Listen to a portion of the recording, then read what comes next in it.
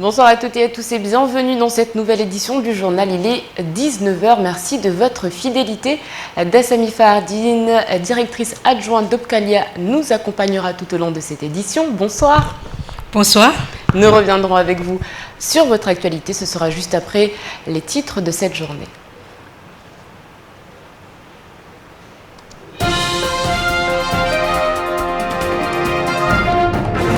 Depuis 3 ans, le dispositif de retraite complémentaire est normalement instauré à Mayotte. Ça, c'est sur le papier.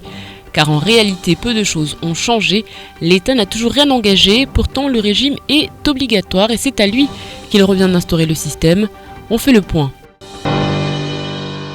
Objets volés, recherche propriétaire. Ce matin, la police exposait des affaires volées et retrouvées suite à de nombreuses interpellations. Scooter, téléviseur, écran plat, téléphone, votre bien se trouve peut-être au commissariat. Depuis le 18 octobre et ce jusqu'au 31, la salle de cinéma Alpadu accueille le festival du film pour enfants et ados. 10 films à l'honneur tels que Là-haut, Cendrillon ou encore Alice au Pays des Merveilles version Tim Burton. Un festival qui a pour but de développer la culture du cinéma auprès des plus jeunes. Les plus jeunes qui ont eu d'ailleurs droit à un cours très particulier ce matin.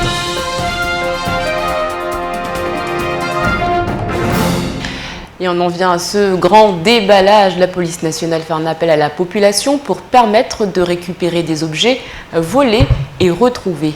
Ce matin, dans la cour du commissariat, écran plat, télé, tablette, scooter, téléphone étaient exposés. Certains objets sont retrouvés depuis 1 an et seront détruits dans 2 semaines. Reportage de Shakila Issouf et Fred Souleymana. De la mousse à raser au téléphone portable, les voleurs ne sont pas difficiles. Sur ces images, voilà les objets que la police ont rassemblés depuis 1 an au fil des arrestations. Aujourd'hui, elle lance un appel à la population pour identifier tous ces objets retrouvés. Le but ici, c'est de faire en sorte à ce que les objets qu'on venait de voir puissent être récupérés par les victimes. Parce que malheureusement, il y a des gens qui sont victimes soit des vols et qui ne viennent plus déposer plainte. Vous avez vu, on a des motos, on a des télés, on a des ordinateurs. Nous souhaiterions tout simplement que ceux qui pourront identifier des objets leur appartenant, qui viennent donc au commissariat, bien entendu avec un justificatif qui leur permettra de récupérer simplement donc, leur affaire. Dans 2 semaines, tous ces objets seront détruits. Il faut donc faire vite. Ce matin, 4 scooters, 3 écrans de télé, 5 tablettes, des téléphones, ordinateurs ont été présentés aux médias afin que les propriétaires puissent les identifier et enfin en reprendre possession. En gros, on essaye par an de faire une opération de communication. On en a d'autres, mais les autres objets qui sont derrière donc, dans les bureaux, on a pu identifier donc, les propriétaires. Ils viendront récupérer leurs affaires. Certains sont en vacances, d'autres sont en train d'être contactés parce qu'on a les moyens de pouvoir donc, les retrouver. Mais ceux dont on a exposé ici, ce sont des objets où on n'a pas justement donc, les victimes de cela. Cette opération est organisée au moins 1 fois par an. Être victime d'un vol à l'arraché ou d'un cambriolage n'est pas une fatalité. Il ne faut jamais désespérer. C'est en quelque sorte le message que tente de passer la police à travers cet appel à la population. Et le commissariat qui est donc devenu une véritable caserne d'Ali Baba. Si vous avez reconnu l'un de ces objets, n'hésitez pas. On rappelle que dans 2 semaines, ils seront détruit. On l'a annoncé depuis hier, l'ancien président d'Anjouan est donc sorti de son silence. Mohamed Bakar a clairement affiché ses intentions de retourner au pays. Quand ? Prochainement, indique-t-il sans plus de précision, mais les ambitions sont claires pour l'homme en exil au Bénin, un homme qui a marqué l'histoire des Comores et l'histoire de Mayotte. C'est en 26 mars 2008 que Mohamed Bakar arrive à Mayotte emmené par bateau. Il demande l'asile politique à la France. Le préfet de l'époque, Vincent Bouvier, avait décidé d'exfiltrer la personnalité vers la Réunion. Mais l'information avait déjà circulé. Une foule s'était rassemblée pour demander la restitution de l'homme politique enjoinné. Manipulation, indique aujourd'hui Mohamed Bakar depuis le Bénin. Il affiche clairement son intention de se lancer dans la course présidentielle de 2016. Pour moi, il y a trois urgences. Numéro 1, faire sortir les Comores de la liste des pays terroristes.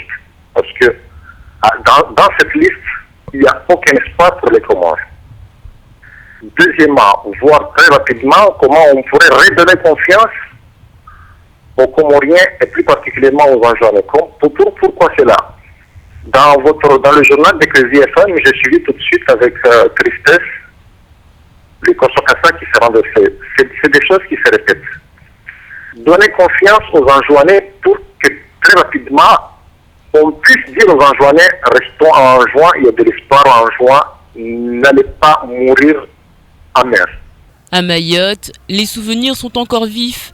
Sur les quais de la gare maritime, en effet, des grenades lacrymogènes avaient été tirées afin de disperser la foule, car elle affichait l'ambition de prendre la barge pour bloquer l'aéroport et empêcher le départ de l'ancien président.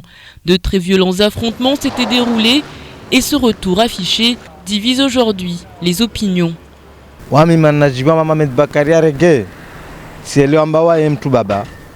Kula decision ya Irenga waye uimaliza arongwa amba atuka pre afe ne adailieshe swasha eretroma bidi bakariyo akahavi asinravi maneza mto wa Komoro twabiambi twabia za upeu hamanisa hakutwiza hatukiza uwanzwani ni makomorien ya divize wandu uwinchi au yatukize sandepane sasa hekaudo yato vingao wae mwenyewe.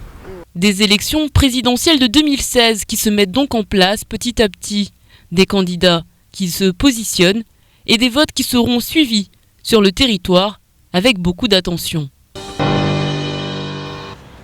Et puis Mohamed Bakar, que vous retrouverez donc en intégralité tout à l'heure dans le temps de parole. On en vient maintenant au régime obligatoire des retraites complémentaires servant de complément au régime général. Il n'est toujours pas mis en place sur le département. Toutes les conditions sont pourtant réunies depuis maintenant 1 an, mais le gouvernement tarde à donner son aval pour l'ouverture de la caisse de retraite complémentaire de Mayotte. Seule condition pour décoincer la situation. Les précisions de Camille Leca.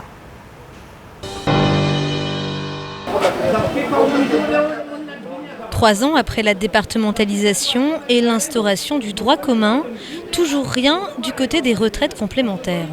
Alors pourquoi faut-il encore attendre pour instaurer ce régime qui existe depuis plus de 50 ans en métropole? Premier blocage, le choix du gestionnaire. Pour gérer la caisse des retraites complémentaires de Mayotte, 3 candidats ont été pressentis. La caisse réunionnaise complémentaire, AG2R, La Mondiale et Malakoff Médéric.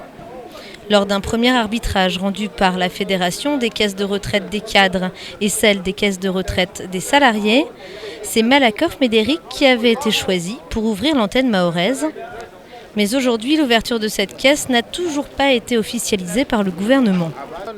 Deuxième blocage, la fixation des taux de cotisation et leur plafonnement. Au départ, comme le prévoyait le pacte de départementalisation de 2011, les taux de droit commun devaient s'appliquer en 2036. Trop tard pour les organisations syndicales et patronales. En octobre 2013, elles réussissent à négocier que les retards de cotisation soient rattrapés d'ici 5 à 8 ans. En janvier 2014, Michel Taillefer, ancien président du MEDEF, annonçait même que le régime était prêt à être mis en place sur l'île. Mais 10 mois plus tard, rien n'a bougé. Sakia Ali, représentant du syndicat Force ouvrière sur ce dossier, a annoncé aujourd'hui qu'il allait être reçu ce vendredi par le président de la fédération, Agirc et Arco. Reste à savoir si cette réunion va enfin faire avancer ce dossier, un dossier crucial pour l'avenir de la population mahoraise. Toute cette semaine, l'association Ecomer a mis en place un centre de loisirs à l'école primaire de Majika-Bolamir pour les enfants de 6 à 12 ans. L'objectif des activités proposées, permettre aux jeunes de mieux explorer leur environnement. Aujourd'hui, direction Passemaïti pour une initiation au canoë-kayak en compagnie de Camille Leca et Abbas Alidi.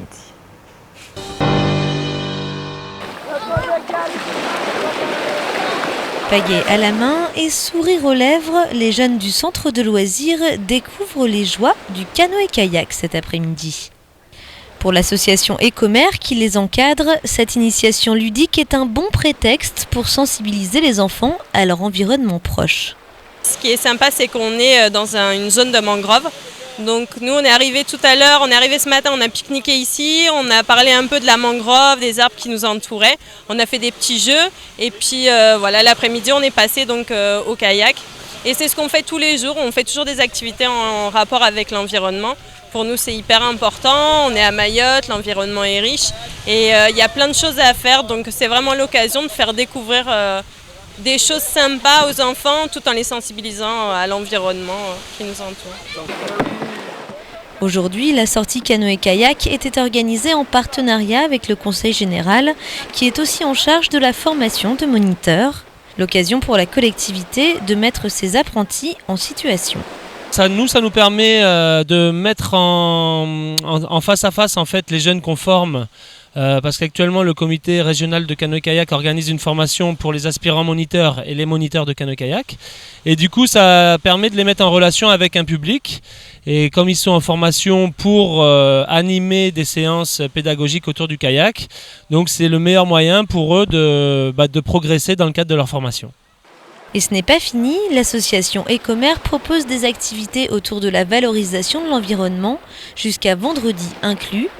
Prochaine étape, demain dès 10h avec une randonnée dans la mangrove de Petite Terre.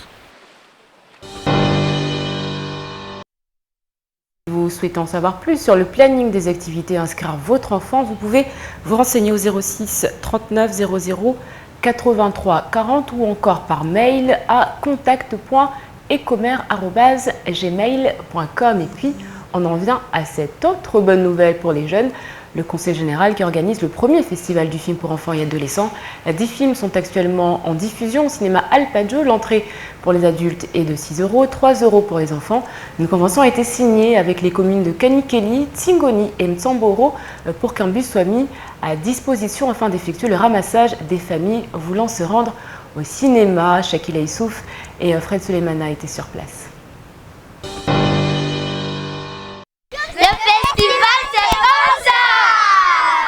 Lumière éteinte, les jeunes se laissent porter par leurs films. La musique et les animations ont su enchanter le public. Et même si pour certains de ces adolescents, le cinéma ne fait pas partie de leur culture, ils accueillent ce festival avec fierté. Ma foi, j'ai pas bien compris, mais après c'était un peu ennuyant, mais bon. Voilà, ça a été cool, mais j'ai pas vraiment compris quoi. C'est parce que dans la vraie vie, il n'y a pas ça. Et qu'est-ce que l'histoire racontait?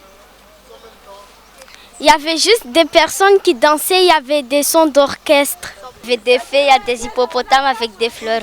Ça fait une sortie avec les enfants, parce qu'avec les enfants à Mayotte, il n'y a pas beaucoup d'endroits à part la plage ou le cinéma comme c'est ouvert. Faire quelques randos, après, il n'y a pas beaucoup de choix. Et le cinéma, comme ça les intéresse, et c'est bien le festival pendant les vacances comme ça nous fait plusieurs sorties en même temps. L'objectif est d'encadrer les jeunes et de leur permettre de mieux appréhender le monde, un travail qui a demandé 2 ans de préparation au Conseil général et qui permet aujourd'hui aux enfants et aux adolescents de mieux connaître la culture cinématographique. Alors il y a bien évidemment les films en 3D qui ont beaucoup de succès, mais il y a un film magnifique, c'est Fantasia. Il y a également Sur le chemin de l'école, c'est mon coup de cœur. Moi je conseillerais aux parents de permettre aux enfants de voir les 10 films parce qu'ils sont tous de très grande qualité, ce sont des classiques de Walt Disney, mais en même temps les propositions sont différentes, c'est-à-dire il y a des dessins animés classiques, il y a des films d'animation avec des images en pâte à modeler, il y a également des documentaires. Ce festival de cinéma s'inscrit dans les projets que le Conseil général développe à destination de la jeunesse mahoraise et il devra bien sûr revenir pour une 2e édition l'année prochaine au grand bonheur des cinéphiles. Alors un festival qui se déroulera donc jusqu'au 31 octobre. Ça se passe du côté de la salle Alpaggio. Allez, avant de vous faire découvrir des jeunes pleins de talent, il est 19h15, l'heure pour nous de faire un point sur l'actualité en bref dans votre journal.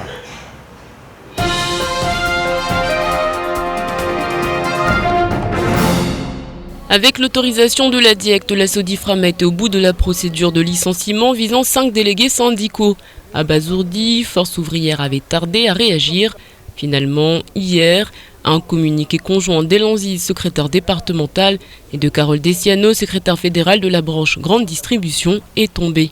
Le communiqué fait des références à peine voilées à la France-Afrique et au temps des colonies. Le syndicat accuse la Sodifram d'avoir piétiné le code du travail avec l'accord de l'État. Dans le même temps, une journée dite de mobilisation et de solidarité contre l'injustice sociale se tiendra le 3 novembre. Le cortège se rassemblera à 8h à Kaweni, au dépôt Sodifram, et partira à 9h vers Mamoudzou, à destination du siège de la Diecte. Vendredi, 3 Kwassa ont pris la mer en direction de Mayotte au départ du village de Mironti, à quelques encablures de Moutsamounou. À quelques minutes après avoir quitté la plage, l'une des barques a sombré à quelques mètres du rivage. L'alerte a été donnée samedi, 3 corps ont été repêchés, 5 personnes ont pu être sauvées. De son côté, le service des douanes mahoraises a indiqué que vendredi, une barque a été interceptée au large de Koungou. La brigade nautique de gendarmerie a pour sa part arraisonné 3 embarcations dimanche. Après 2 mois de hausse consécutive, l'indice des prix à la consommation en Mayotte recule de 1% en septembre. Cette diminution s'explique par la baisse conjuguée des prix des services, de l'alimentation et de l'énergie. Sur un an, les prix augmentent de 1,1% à Mayotte et de 0,3% en France. Les prix des services baissent de 2,6% en septembre. Enfin, les prix de l'énergie baissent de 0,5% et les prix des produits alimentaires diminuent de 0,4%.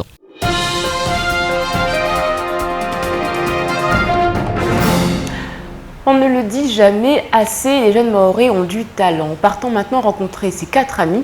Ils s'appellent Hachim, Rassou, Lilsou et Eto et ils ont une passion en commun, les jeux vidéo. C'est donc tout naturellement qu'ils ont décidé d'en créer un. Les images sont signées à Bassalti. Death Zone, comprenez la zone de la mort. Voilà la création originale de ces 4 lycéens. Un jeu vidéo made in Mahorais qui comprend 10 niveaux. Le but, ne pas se faire tuer et arriver à trouver la dernière porte du dernier niveau. L'idée est venue suite à de longues journées d'ennui au stade de Tsunzu. Le football, très peu pour ces adolescents. L'aventure a donc commencé il y a 6 mois. On était au stade, il n'y a que ça, hein, le stade de foot. On jouait au foot et après on s'est dit mais à la fin on s'en lasse un peu le foot. Donc on s'est mis à jouer au jeu. Et puis un jour on s'est dit pourquoi on ne crée pas notre propre jeu, ça serait une aventure. On a commencé à regarder, on a cherché des moteurs de jeux vidéo, comment on peut le faire. Et on a décidé qu'on allait le faire. Et on a construit notre projet, on avait des idées de faire un FPS et on l'a réalisé. Aujourd'hui, le jeu peut être téléchargé sur ce site internet gratuitement. Des jeunes Mahorais connectés qui se servent de tous les moyens à leur disposition pour créer et innover, un exemple que beaucoup veulent suivre. Ouais, on a téléchargé des logiciels, des hackers qui sont en Amérique, on a cherché sur internet Unity et Blender. Ouais, on a réussi, on est très fiers de nous. Pour la bande d'amis, le prochain objectif est de créer un autre jeu vidéo avec des graphismes beaucoup plus locaux. D'ici là, chacun d'entre eux espère bénéficier d'un ordinateur par personne. En attendant, le stade de foot reste le lieu de prédilection des lycéens. Qui sait, le prochain jeu pourrait peut-être s'appeler Bangazone. Et des jeunes lycéens qui n'en sont pas à leur coup d'essai, puisque vous avez peut-être pu le voir sur les images, il s'agissait d'extraits de films qu'ils ont eux-mêmes réalisés et qui ont été diffusés sur KTV. Dassami Fardine, je me retourne vers vous. Rebonsoir. Bonsoir. Des jeunes qui auraient besoin d'une formation peut-être ? Mais malheureusement, pas chez Okalia, puisqu'on ne forme que les salariés. Donc, comme ils sont des lycéens, pour l'instant, ils ne font pas partie de notre public, malheureusement. Mais c'est très intéressant. On va parler donc d'Obcalia ce soir avec, on rappelle, ces formations qui sont mises en place tout au long de l'année et ce délai de 2 mois pour les entreprises qui veulent donc inscrire leurs salariés pour les prochaines formations. Oui, en fait, un délai de 2 mois parce qu'on a mis en place un catalogue pour les entreprises pour permettre justement à tous les salariés de bénéficier des formations transverses et en même temps courtes et en même temps permettre une montée en compétences de tous les salariés de ces entreprises. Et ce catalogue est mis en place chaque année. Donc on arrive à la fin de l'année, au mois de décembre. On a encore quelques formations qui ne sont pas remplies. C'est dommage puisque la formation est prise en charge en totalité par Opcalia. On fait appel en fait à toutes les entreprises pour qu'ils viennent inscrire leurs salariés dans certaines formations. Pour exemple, on a la formation par exemple au bulletin de paye. On a aussi d'autres formations. Justement, on va y revenir, je pense, mais rappelez peut-être à quoi sert justement ce guide interentreprise qui est donc mis en place tous les ans et qui est disponible donc grâce à vous. C'est un outil en fait qui est mis en place par Opcalia depuis certaines années et qui est financé par notre partenaire financier, donc la DIECT. Et qui permet à tous les entreprises en fait de former leurs salariés et en même temps en fait les salariés peuvent maintenir leur emploi. C'est un annuaire, on va dire. Oui. Un annuaire de formation. Qui est mis en place grâce à des remontées de besoins en formation des différentes entreprises. Alors justement, quels sont les besoins aujourd'hui des entreprises? Qu'est-ce qui remonte le plus? Quelle est, on va dire, la priorité pour toutes ces entreprises aujourd'hui? Il y a tout un panel de besoins. Parce que le guide, en fait, dans le guide, on retrouve des formations en management, en logistique, en bureautique, en droit social. Donc, en fait, on a tous les domaines qui sont représentés dans ce guide. Et après, chaque entreprise choisit en fonction de ses besoins propres. Alors justement, et parmi ces formations, on a notamment réalisé un inventaire ou encore initiation à la base de données Access. On a l'impression que c'est des choses basiques. Est-ce qu'aujourd'hui, on peut dire que ces entreprises sont dans le besoin et sont en manque vraiment de la base? Ça dépend du secteur d'activité. Parce qu'on a des entreprises qui travaillent sur... répondre à un marché aussi. Oui, tout à fait. Répondre à un marché public. Maintenant, tout passe par les marchés publics. Si on est une entreprise ou un organisme de formation, on a besoin justement de savoir comment il faut répondre à un marché public. Donc, ce sont des formations qui sont présentées dans ce guide et qui permet à tous les salariés ou même aux gérants de bénéficier d'une montée en compétences. Alors c'est assez surprenant, on va dire ça comme ça, puisque c'est vrai qu'on a l'habitude d'entendre il n'y a pas assez de formation, il faut former les Mayotte, il faut former les Mahorais, et puis aujourd'hui, en fait, vous nous dites qu'il n'y a pas assez de monde qui veulent se former. C'est ce qu'on constate en fait à partir des formations qu'on a proposées, mais il y a d'autres dispositifs qu'on propose aussi chez Opcalia, c'est que chaque entreprise peut faire une demande à la carte. C'est-à-dire que quand il y a un besoin qui se fait ressentir au sein de l'entreprise, elle peut demander une prise en charge. Donc ce sont des dossiers qui passent à une commission. Et Opcalia octroie une enveloppe pour chaque entreprise pour former ses salariés. Et on forme beaucoup de salariés en termes de chiffres. On a à peu près 1200 salariés qui sont formés chaque année. Donc après, c'est dans le domaine du privé. Mais dans le domaine du public, ça c'est un autre... C'est un autre débat, on va dire ça comme débat. Ça. Et toutes les entreprises peuvent s'inscrire ou alors il y a certains critères quand même de sélection? Toutes les entreprises peuvent adhérer chez Opcalia puisque il y a une cotisation pour la taxe de formation professionnelle qui est obligatoire. Donc qui est de combien? C'est 1% de la masse salariale. De l'année N-1. C'est-à-dire, par exemple, pour cette année, on cotisera pour la masse salariale 2013. Donc, c'est 1%, c'est pas beaucoup. Et ça permet de bénéficier de plusieurs formations. Donc, chaque année, on a beaucoup d'entreprises, environ 500 entreprises qui viennent solliciter Opcalia pour avoir une enveloppe et former ses salariés. Donc, et ce sont ces cotisations, justement, qui vont subventionner ces formations? Tout à fait. Elles sont prises à 100% par la cotisation. Des fois, en fait, la cotisation ne suffit pas, mais Opcalia complète le cofinancement, le financement de la formation. Alors c'est assez drôle pour être relevé. On a vu qu'il faut un chèque de caution de 100 € quand on veut envoyer son salarié en formation. On a peur que le salarié ne se présente pas à la formation.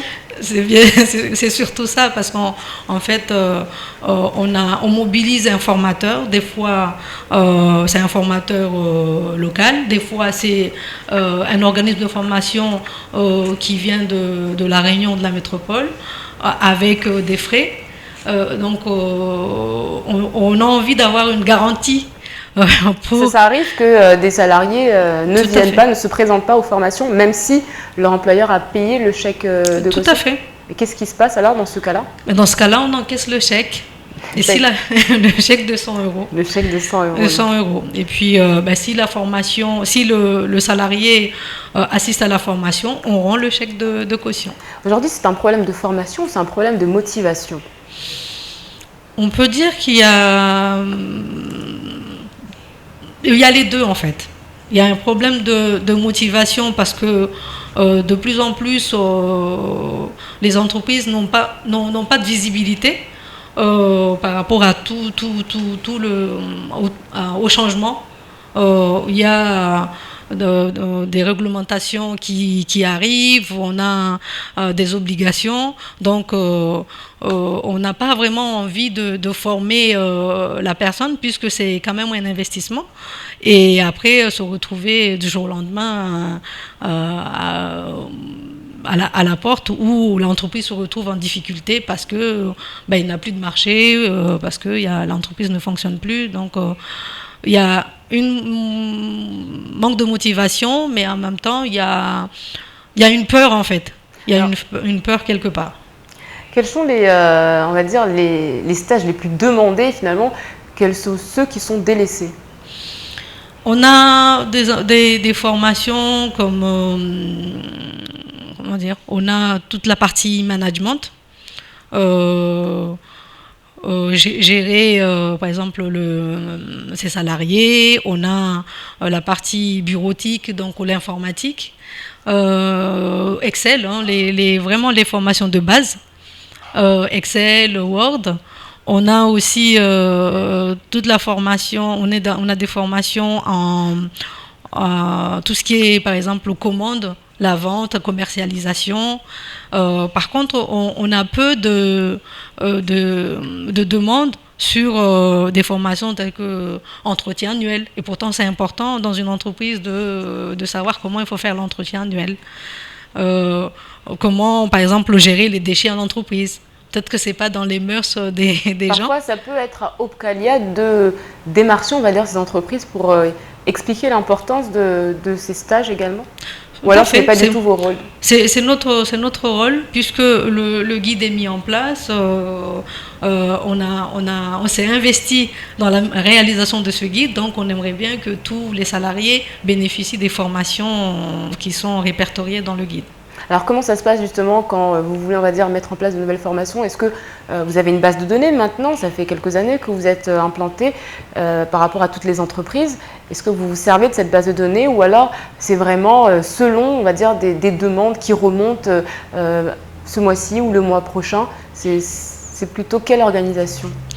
On se base sur l'année précédente, et on a un questionnaire qu'on envoie à certaines entreprises pour qu'ils nous fassent remonter leurs besoins. Et s'il y a plusieurs entreprises qui demandent la même formation, on l'intègre dans le catalogue. Merci beaucoup Dessamy Fardine d'avoir répondu à toutes nos questions. Rappelons que les entreprises ont 2 mois pour inscrire leurs salariés, qui a un chèque de caution de 100 €. Si jamais, ça peut toujours servir. Demain, journée mondiale du bégaiement. Bonne fête à Elodie. N'oubliez pas, dans quelques instants, la météo d'Ornella Périne, suivie du journal en maoré et du temps de parole donc consacré à Mohamed Bakar. On est également multidiffusé sur Paris grâce à OM5. Vous pouvez donc nous retrouver de ce côté-là. Excellente soirée sur KTV. Je vous souhaite une bonne fin de soirée. On se retrouve demain pour un nouveau journal. Kwaheri.